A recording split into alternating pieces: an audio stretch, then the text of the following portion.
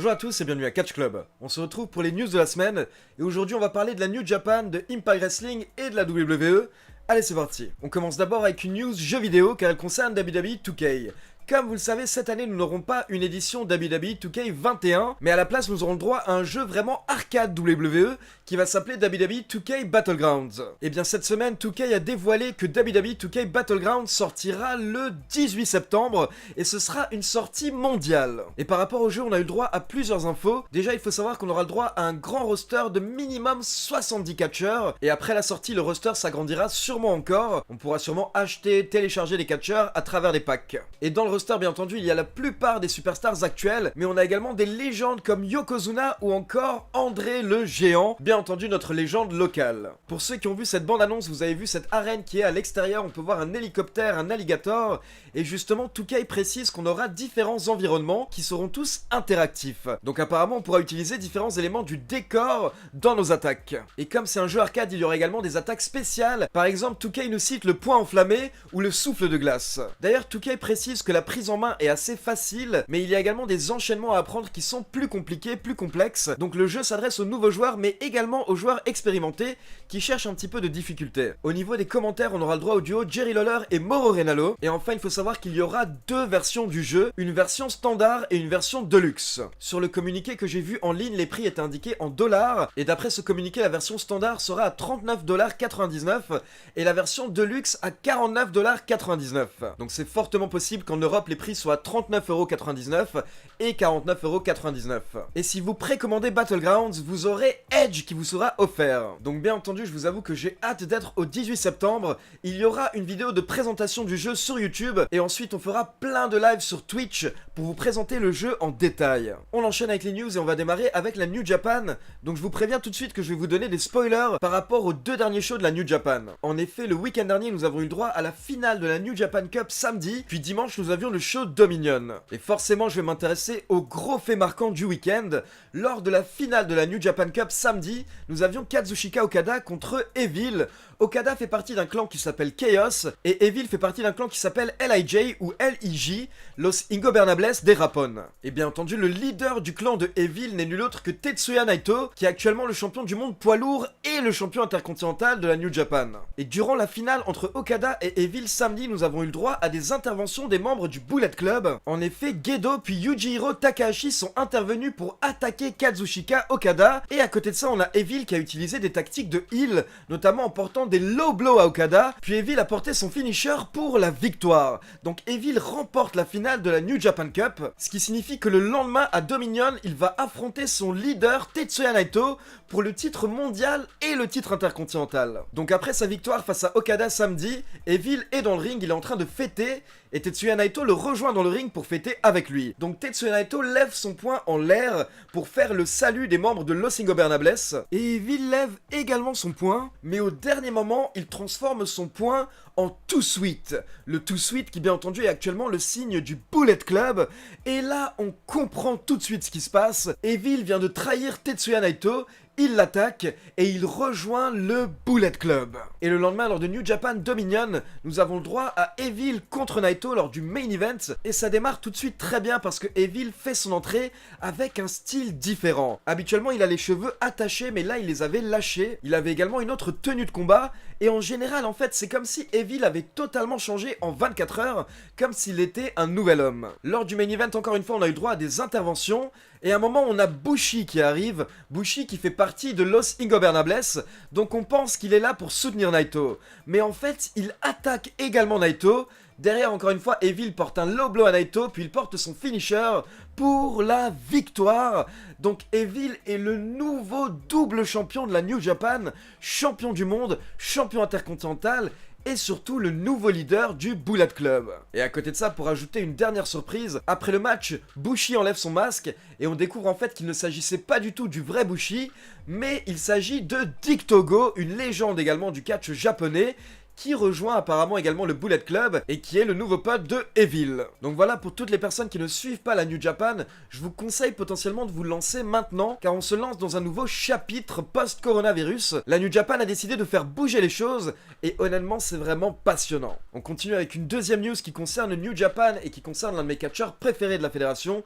Il s'agit de Minoru Suzuki. En effet, vendredi dernier, juste avant les deux gros shows du week-end, la New Japan a annoncé qu'elle retirait Minoru Suzuki des deux shows de samedi et dimanche, donc la finale de la New Japan Cup et Dominion, car apparemment Minoru Suzuki avait de la fièvre. Donc bien entendu, la fédération a souhaité ne pas prendre de risques et elle a demandé à Minoru Suzuki de rester chez lui. On enchaîne maintenant avec quelques news qui vont ensemble, qui concernent Impact Wrestling, Gallows et Anderson et AJ Styles. On va démarrer avec AJ Styles qui s'est un petit peu lâché cette semaine lors de son dernier live sur Mixer. En effet, AJ Styles a souhaité commenter les dernières rumeurs qu'il avait lues dans les médias américains, notamment une rumeur qui disait qu'il avait quitté Raw pour SmackDown parce qu'il se faisait un petit peu maltraiter en coulisses à Raw et que les superstars majeurs se moquaient de lui, notamment car c'est un platiste et AJ Styles pense que c'est possible que la Terre soit plate. Et la seconde rumeur, c'est qu'AJ Styles se serait embrouillé avec Paul Heyman. Donc lors de son live, AJ Styles a d'abord expliqué que c'est totalement faux, il n'a absolument pas quitté Raw pour SmackDown parce qu'il se faisait maltraiter ou bullied en coulisses.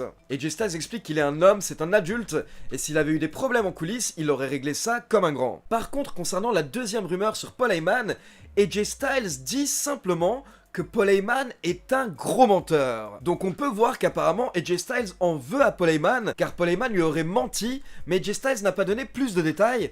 Tout ce que AJ Styles a dit, c'est de bien écouter le podcast de Gallows et Anderson, Talk and Shop, en particulier l'épisode qui sortira mi-juillet une fois que leur clause de non-concurrence avec la WWE aura pris fin, car apparemment Gallows et Anderson vont se lâcher dans cet épisode et ils vont tout balancer concernant leur départ. En parlant de Gallows et Anderson, comme vous le savez, les deux catcheurs tiennent un podcast qui s'appelle Talk and Shop et ça fait quelques semaines qu'ils nous teasent la possibilité d'un show spécial Talk and Shop qui s'appellerait Talk and Shop Mania. Et bien sachez que maintenant c'est officiel, nous savons que Gallows et Anderson ont bien tourné leur propre show de catch, Talk and Shop Mania, qui sera diffusé le 1er août sur le service de streaming Fight TV. Le show a été tourné sur la propriété de Luke Gallows qui possède un ring, et la liste des catcheurs qui ont participé à ce show a été dévoilée cette semaine, et on peut dire que c'est un très beau roster. Car parmi les catcheurs qui ont participé au show Talk and Shop Mania, nous avons Enzo Amore, Heath Slater, Willie Mack, Kurt Hawkins, les Rock'n'Roll Express, Alex Kozlov, Mike et Maria Kanellis,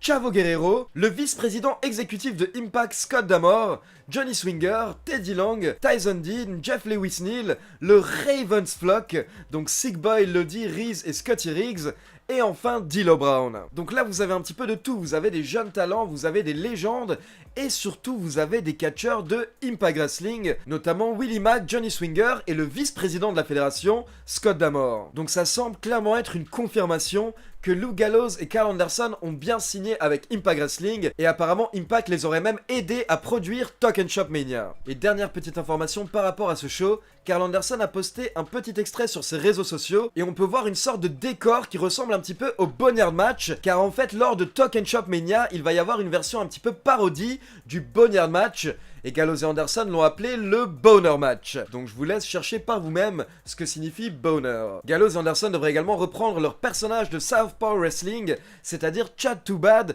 et Sex Ferguson, car ce sont des personnages pour info que Gallows et Anderson utilisaient déjà avant la WWE. Et bien entendu, je rappelle que ce week-end, dans la nuit de samedi à dimanche, nous avons le droit au prochain pay-per-view de Impact Wrestling, Slammiversary, et la fédération nous a promis que nous aurons le droit au retour d'un ancien champion du monde lors de ce show, mais également apparemment les débuts d'un espèce de trio qui a été teasé lors du dernier Impact. On passe maintenant à une petite mise à jour concernant Matt Riddle. Pour ceux qui ne sont pas au courant, Matt Riddle fait partie des catcheurs qui a été accusé de mauvais comportement lors du mouvement Speaking Out. Mais pourtant, Matt Riddle apparaît toujours du côté de SmackDown et il n'a eu aucun souci avec son push, alors que d'autres catcheurs de la WWE et de NXT UK qui ont également été accusés comme El Ligero ou encore Travis Banks ont eux été licenciés par la fédération. Mais comme je l'avais déjà expliqué, si Matt Riddle n'est pas puni actuellement, c'est parce qu'il avait prévenu la WWE dès sa signature il y a plus de 2 ans qu'apparemment il était harcelé par une de ses ex qui inventait des mensonges sur lui. Et il y a quelques jours, Matt Riddle s'est encore un petit peu plus expliqué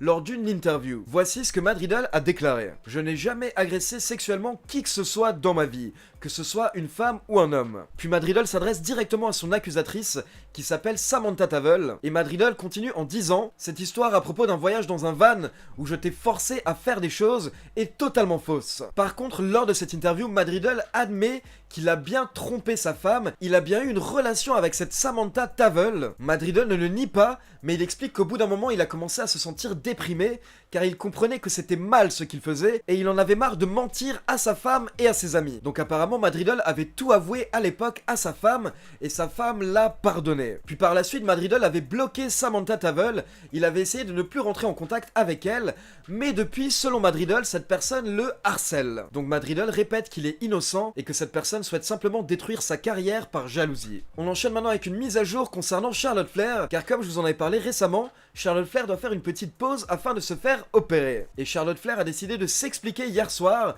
car il y avait beaucoup de rumeurs par rapport à ses opérations, notamment le fait que les problèmes venaient de ses implants mammaires. D'abord, elle nous raconte qu'après sa grande victoire à WrestleMania 2018, elle est tombée malade et elle était dans le pire état de sa vie. Donc elle est allée voir des médecins qui l'ont informé qu'elle souffrait d'un empoisonnement au silicone. En effet, l'un de ses implants était en train de fuiter. Elle précise même que le médecin n'avait jamais vu un cas aussi grave. Charlotte nous dit qu'à cette époque, elle avait deux solutions pour pouvoir régler son problème. Une solution qui lui permettrait de revenir rapidement et une autre solution qui l'écarterait des rings pendant plusieurs mois. Mais bien entendu, comme la plupart des catcheuses, Charlotte ne voulait pas rater de show, donc elle a choisi la solution la plus rapide. Puis Charlotte nous explique qu'il y a quelques mois, elle se sentait à nouveau mal, donc elle est allée voir des médecins et elle avait à nouveau le même problème. Et cette fois-ci, Charlotte a choisi la décision qui va la forcer à prendre une plus longue pause, mais c'est pour le bien de son corps. Donc Charlotte nous dit qu'elle sera de retour quand elle sera prête, son corps sera enfin reposé et son esprit sera concentré, il sera focus sur son héritage. Et Charlotte termine en précisant que cette fois-ci, elle n'a plus d'empoisonnement au silicone, mais en fait ce sera une opération pour régler un problème esthétique, un problème qui a eu lieu lors d'une précédente opération. Et on termine encore une fois sur une news en rapport avec le coronavirus,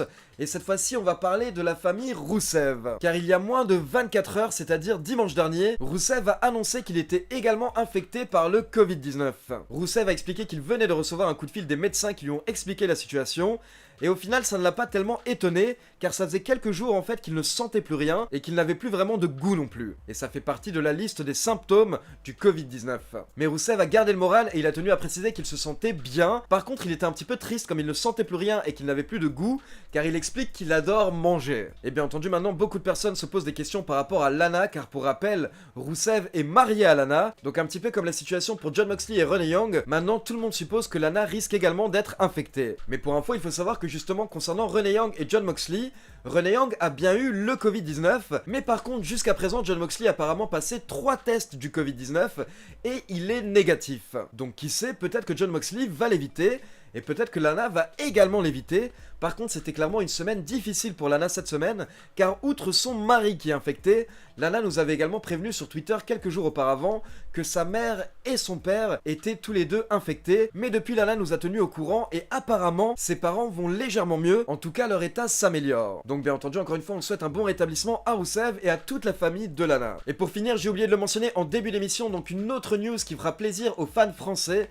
Il faut savoir que les cartes Slam Attacks WWE seront de retour en France et en Belgique à partir du 30 juillet. En effet, c'est Axel qui nous l'a annoncé cette semaine sur sa chaîne. Les cartes Slam Attacks WWE seront de retour le 30 juillet en France et en Belgique chez vos marchands de journaux et tous les points de vente habituels. Voilà, c'est tout pour les news de la semaine. Maintenant, c'est à vous comme d'habitude. N'hésitez pas à me laisser vos avis dans les commentaires. Et bien entendu, n'oubliez pas de liker la vidéo, de vous abonner à la chaîne et de cliquer sur la petite cloche pour être informé de la sortie des prochaines vidéos. Ciao tout le monde!